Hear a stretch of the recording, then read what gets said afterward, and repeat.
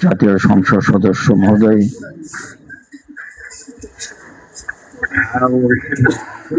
শহীদ পরিবারের সম্মানিত সদস্যবৃন্দ, রাজনৈতিক দলের সম্মানিত নেতৃবৃন্দ, প্রশাসনের কর্মকর্তাবৃন্দ, আসসালামু আলাইকুম রহমতুল্লাহ বারাকাতুহু। আজকের এই অনুষ্ঠানের সব শেষের এক মা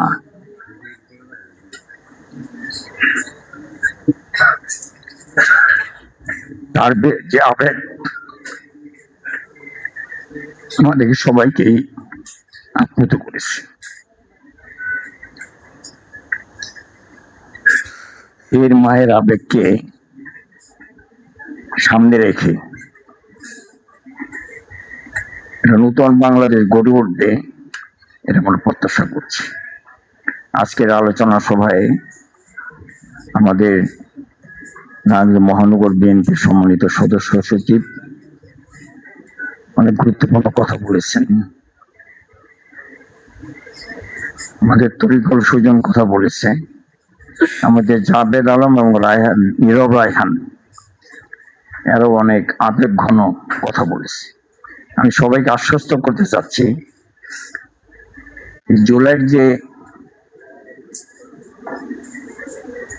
জুলাইয়ের যে পাওনা এটা ব্যর্থ হবে না, জুলাইয়ের যে অর্জন এটা ব্যর্থ হবে না। আমাদের কাউকে হতাশ না হওয়ার জন্য আহ্বান জানাই। জুলাই সনদের আলোকে আবার একটা নতুন বাংলাদেশ, গণভোটে গণরায় বাস্তবায়নের মাধ্যমে নতুন বাংলাদেশ গড়ে উঠবে, বাংলাদেশের সকল মানুষের মনে প্রাণে আশা করছি। আমি শুধু একটা বিষয় দৃষ্টি করুন সংক্ষেপে, এই 5 তারিখের প্রথমে শোনার আগে অনেক বছর আগে থেকেই শুরু হয়েছে। একদিন ঢাকাতে সেদিন লগি বৈঠা দিয়া রাস্তার মধ্যে মানুষকে সাপের মতো পিটাইয়া যারা দেশটাকে এই পর্যায়ে নিয়ে আসছিল তাদের অবসান করেছে এই 15 বছর নির্যাতন নিপীড়নের পরে। 15 বছর 17 বছর পরে একটা 5ই আগস্টের জন্ম হয়েছে। এই 5ই আগস্ট আমাদেরকে সেই দীর্ঘ বছরের অনেক বছরের জুলুম নির্যাতন থেকে রক্ষা করেছে। আমি শুধু একটা জিনিস স্মরণ করে দিতে চাচ্ছি, 5 তারিখ সকালের একটা ঘটনা। 5 তারিখ সকালে কিছু লোকেরা রাতভর কাঠের দোকান থেকে লাঠিসোঁটা বানিয়ে, তলোয়ার বানিয়ে, দাও বডি নিয়ে, খুন্তি কোরাল নিয়ে যারা বের হয়েছিল, শুভ মার্কেটের কাছে গিয়ে তারা দেখেছে তখন 10টা হয়তো বাজাবাজি কাছাকাছি সময় আসছে। এই সময় শুভ মার্কেটের কাছে গিয়ে দেখলো তারা ওই পেটে যত মানুষ ভিড় দেখা যাচ্ছে, তখন তারা হতাশ হয়ে ফিরে আসছে। ওই সময়কার ওই মিছিলে যারা ছিল, ওই সময়কার যে আওয়ামী লীগের সভাপতি ছিল, তারা এখনো রাস্তায় ঘুরে, নিরিবিলি ঘুরে। ওই সভাপতি সাহেব যার নেতৃত্বে মিছিলটা ওই শুভ মার্কেটে গিয়ে ফিরে আসলো ওর হতাশ হয়ে, সেই সভাপতি সাহেব এখন ঘুরে নারায়ণ করছে। এদের বিরুদ্ধে কে বিচার দিবে? বিচার ছাড়া কি প্রশাসন তাদেরকে চেনারা জানে না যে কারা সেদিন কি করেছিল? আমি এই এতগুলো বছরের ভয়াবহ একটা চিত্র আমার কাছে মনে হয় সেদিনে যে দিনগুলি দেখেছি, যখন আমাদের এই রিমান্ড থেকে নিচে নামতাম, নেমে যে আলো দেখতাম, সে আলোটা এখন আর দেখি না। সেই যে রোদের সেই চেহারাটা দেখি না এখন আর। রাতের বেলায় যেভাবে লাইট জ্বালিয়ে বিভিন্ন সময় জুলুম অত্যাচার করার জন্য যারা নিয়ে আসতো, সে যে ব্যবহার করেছে যে দুর্ব্যবহার, সেগুলোকে এখন দেখার তো সুযোগ নেই। তাদের জেনে কোথায় তারা আছে, কিভাবে আছে।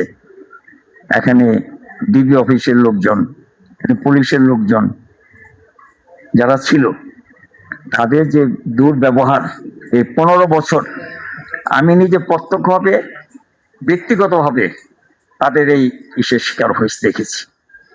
তারা তো কোথাও কোথাও আছে এখন সবাই তো দেশ ছেড়ে চলে যায়নি। এই নীরব রাহার এবং জাভেদ বলেছে যে তারা যারা এগুলো করেছিল তারা এখন নারায়ণগঞ্জে নাই, কোথাও তাদের আছে। কি অকথ্য ভাষা ব্যবহার করেছে। আমার যখন মনে হয় তখন আমারও খুব খারাপ লাগে যে আমার সাথে এই ধরনের দুর্ব্যবহার তারা করেছে, এই ধরনের মানে অসভ্যজনক আচরণ। কি যে গালাগালি করেছে, সে গালির শব্দগুলো আমার মুখে বলা সম্ভব নেই। পুলিশের লোকেরা, এই ডিবির লোকেরা এই ধরনের অকথ্য ভাষা গালাগালি করছে, আমাকেও গালাগালি করছে। সেই দিনগুলো মনে হলে আমার খুব খারাপ লাগে। অনেক আলোচনার পরেও আমরা আশাবাদী সেই দিনগুলো আর কোনোদিন ফিরে আসবে না ইনশাআল্লাহ। আমি দৃঢ় বিশ্বাস করি শেখ হাসিনা কোনোদিন আর দেশে ফিরে আসতে পারবে না। কারো কোনো ভয় পাওয়ার কোনো সুযোগ নাই। মাঝে মধ্যে যে মোবাইলে টোবাইলে এমনি সেমনি বলে না যে হাসিনা আসতেছে এরকম প্রকাশ কথাবার্তি, কোনোদিন হাসিনার পক্ষে আসা সম্ভব না, আসবেই না, আসতে পারবেই না। বরং যারা আছে তারাও যাওয়ার জন্য রাস্তাঘাট খোঁজ করতেছে। যারা এখানে আছে তারা যাওয়ার জন্য রাস্তা খোঁজ করতে, কোন যাওয়ার পথ পাচ্ছে না, সত্যি করে তারাও চলে যাবে যারা লোক আছে। আমি বাংলাদেশের সকল মানুষের আশ্বস্ত করতে চাই, আপনারা কেউ হতাশ হবেন না, নিরাশ হবেন না। যা হচ্ছে সামনে আরো ভালো হবে ইনশাল্লাহ। আমাদের দেশ ভালো হবে, আমাদের দেশ আরো সুন্দর হবে, আমাদের দেশটা অনেক উন্নয়ন হবে, দেশের কল্যাণ হবে। সকল মানুষরা মিলেমিশে, দল যেটাই হোক, সরকারি দল বিরোধী দল, আমরা শুধু মিলেমিশে দেশটাকে ভালো করতে চাইব, দেশের উন্নয়ন চাইব, জনগণের কল্যাণ চাইব। আমি আমার এমপি মহোদয় সাহেবকে দৃষ্টি আকর্ষণ করি, যিনি টিপু ভাই বলছেন যেটা এই যে সানের বাপের কথাটা, এটা অবশ্যই আপনি একটু সংসদ উত্থাপন করে এটা একটা যথাযথ একটা ব্যবস্থা হওয়া উচিত।